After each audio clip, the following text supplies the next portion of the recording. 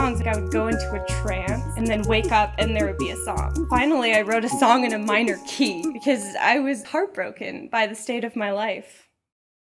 I don't have any slides because I'm a musician and I deal with noises and words, and I didn't think that would look very good up on there.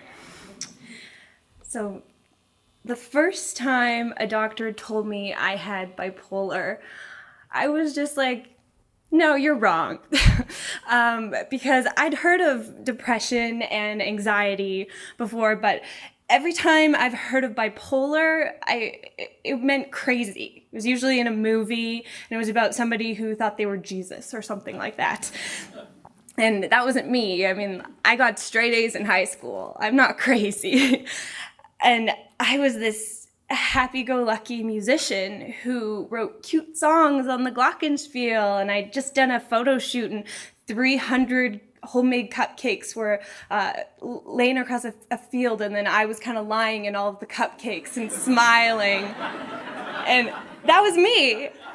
I was not crazy. I was just really happy. And all the times that I was writing sad songs, I was writing about missing my boyfriend, basically just missing my boyfriend. That was as sad as I got. I wasn't writing about the loss of control that I was suddenly feeling over my mind and body, or the suicidal thoughts that I was having. And suddenly, my life was completely changing. I dropped out of university, and all of my closest friends didn't want to talk to me anymore. My boyfriend said I was too crazy and I needed help. I felt like I was losing everything. And before this point, songwriting was just another thing that I did.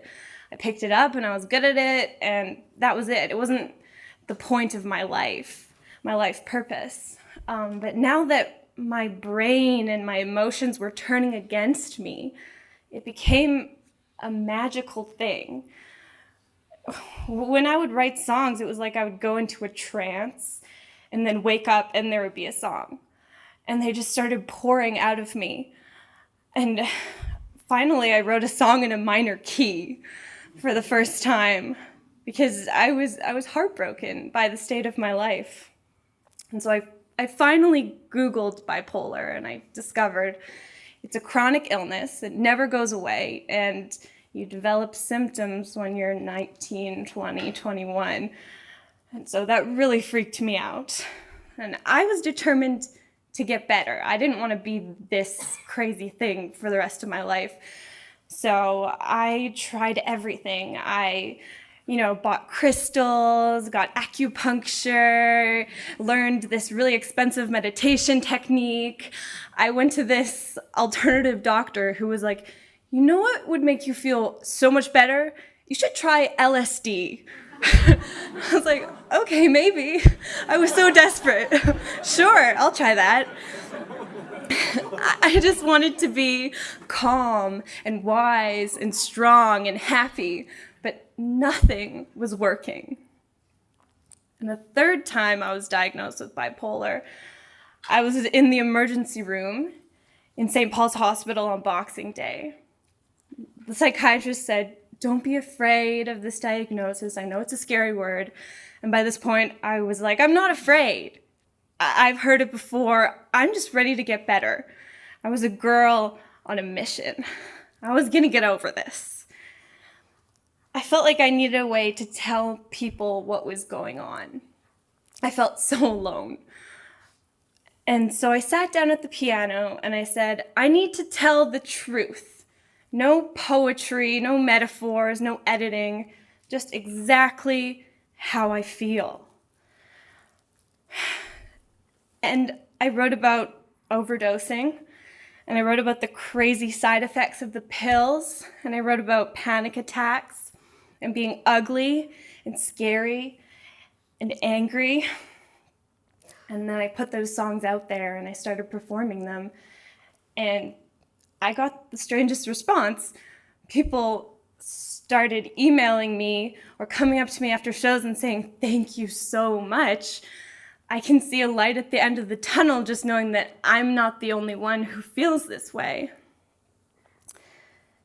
And I want to give a happy ending to this story, but the truth is that there's no better for me. There's no better for any of us. My psychiatrist told me that the first day that she diagnosed me with bipolar. She said, this is a long road and it never goes away. But that's the way that life is, right? I guess we get better and worse and better and worse, and bipolar is just like this really exaggerated version of that. It's very fun. And so that's been my journey. I remember last year I walked into the Douglas Copeland art gallery exhibit, and there was this painting with a quote on it, and it said, "It doesn't go away, you just learn how to live with it." And that just hit me right in the heart. He broke down the last 6 years of my life into 2 sentences. And to me, that's art. And that's what I want to do with my music. I'm still in the process of accepting my illness and learning how to live with it. And you're probably going to hear that in the song that I'm about to perform. It's called When I Get Better. I'm just going to go over here, get the ukulele.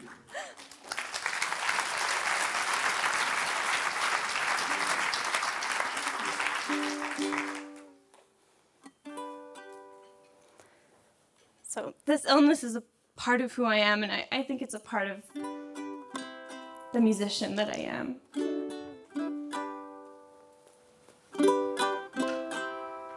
But to be honest, I was bawling my eyes out when I wrote this.